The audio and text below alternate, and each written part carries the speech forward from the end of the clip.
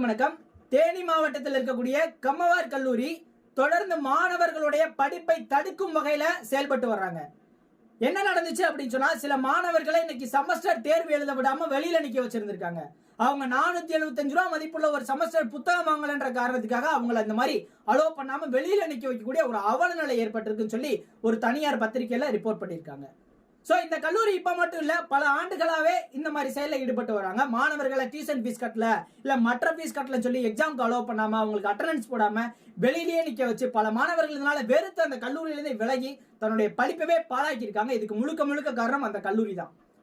So இந்த மாதிரி செயல்படுறதுக்கு உங்களுக்கு யூஜிசி அதிகாரம் கொடுத்திருக்கா அப்படின்னு சொன்னா கிடையாது. தமிழக அரசு அதிகாரம் கொடுத்திருக்கா இந்த மாதிரி ஃபீஸ் கட்டலன்னு சொன்னா வெளியில நிக்க வைக்கிறதுக்கு? கிடையாது. சோ யூஜிசி இந்த கல்லூரி மேல கடுமையான நடவடிக்கை எடுக்கணும். தமிழக முதல்வர், உயர்கல்வித்துறை அமைச்சர், தேனி மாவட்ட ஆட்சித்தலைவர் இந்த கல்லூரி மேல நடவடிக்கை எடுக்கணும்.